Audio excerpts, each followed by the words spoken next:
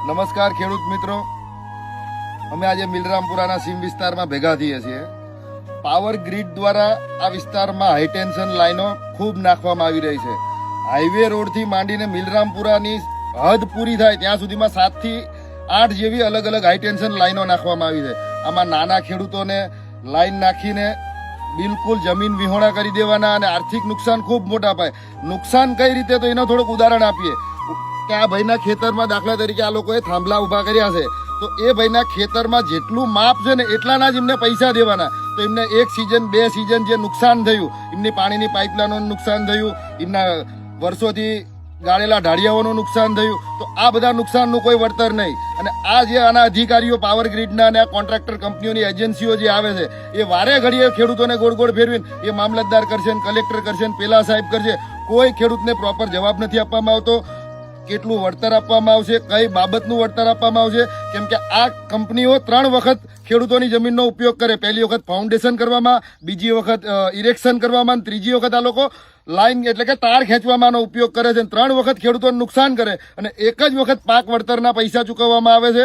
અને આ જમીન જેના ખેતરમાંથી જઈ આના લોકેશન, સુપ્રીમ કોર્ટની ગાઈડલાઈન છે કે આના લોકેશન પ્રમાણે આના ભાવ અલગ અલગ હોય, કે ત્યાં કેટલા ઝાડ છે, કેવા લોકેશન પર જમીન છે.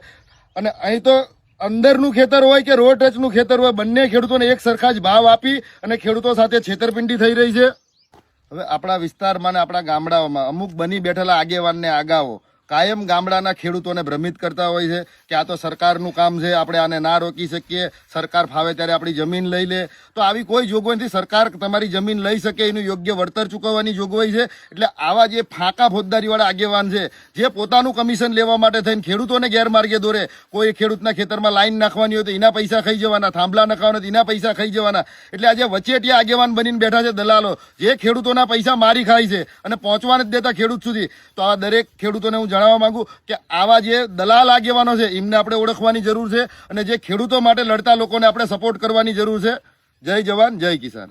જય કિસાન મિત્રો, પાવર ગ્રીડ કંપનીની તાનાશાહી સામે ખેડૂતોએ આજે સરેન્ડર કરવાનો વારો આવ્યો છે. ખેડૂતોના ખેતરમાંથી હાઈ ટેન્શન લાઇનના તાર નીકળ્યા છે, હાઈ ટેન્શન લાઇનના થાંભલાઓ કરવામાં આવ્યા છે. તો ખેડૂતોના બાપદાદાની જમીન છે. ખેડૂતોને પાવર ગ્રીડ કંપની દ્વારા નથી એનું વળતર કેટલું ચૂકવવાનું છે એ જાણ કરવામાં આવી, શું ભાવે ચૂકવવાનું છે એ જાણ કરવામાં નથી આવી.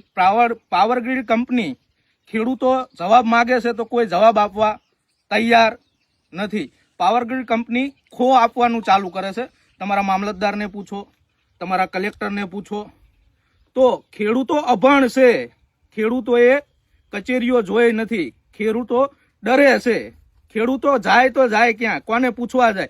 તો ખેડૂતોને એમના બાપાની જમીન છે, એમના બાપ દાદાની જમીન છે, તો પાવર ગ્રીડ કંપનીને આવી તો કોઈને સત્તા આપી છે કે મન ફાવે અહીંયા થાંભલા ઊભા કરી દેવાના, મન ફાવે અહીંયા તાર નાખી દેવાના.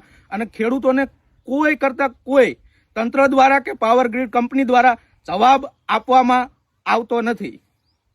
અમારા ગામમાં મિલરામપુરા ગામમાં અત્યારે આ હાઈ ટેન્શન લાઈનના થાંભલા આવ્યા છે. તો થાંભલાની અંદર ખેડૂતોની આ પાવર ગ્રીડ કંપની દ્વારા એટલી મનમાની કરી અને નુકસાન કરવામાં આવે છે. ખેડૂતો પૂછે છે કે અમારે કેટલું વળતર આવશે, તો કોઈ વળતરનો કોઈ જવાબ દેતા નથી. પાવર ગ્રીડ કંપનીના સાહેબો જે છે એ એવું કહે છે કે અમારે તમે જઈને મામલતદારને મળો, કલેક્ટર સાહેબને મળો, મામલતદાર આના ભાવ ભરશે, પછી તમને એ પ્રમાણે પૈસા મળશે. તો એનું કોઈ આમનું કોઈ નક્કી નથી કે એક થાંભલે આટલા પૈસા આપવા. તો અમારા ગામની અંદર રોડ ટચ જમીન છે, રોડ ટચ જમીનના ભાવ વધારે હોય તો વધારે ભાવ તો એને વધારે વળતર મળવું જોઈએ. એ વળતર વધારે એમને આપતા નથી, બધા એક સરખું વળતર આપે છે. અને જે ફાઉન્ડેશન ઊભું કરે એની અંદરથી જે ખારા પાણીના સ્ત્રોત નીકળે છે, પાણી નીકળે એ પાણી ખેતરમાં આ લોકો નાખે છે અને બધી જમીન ખારવાળી જમીન બનાવી દે છે.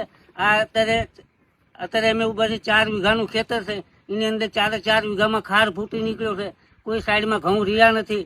આ બધી નુકસાની માટે પાવર ગ્રીડ કંપની જવાબદાર છે. આની માટે અમને વળતર પૂરું ચૂકવે એની માટે અમે રજૂઆત કરવી છે પાવર ગ્રીડ કંપનીને અને કલેક્ટર સાહેબને.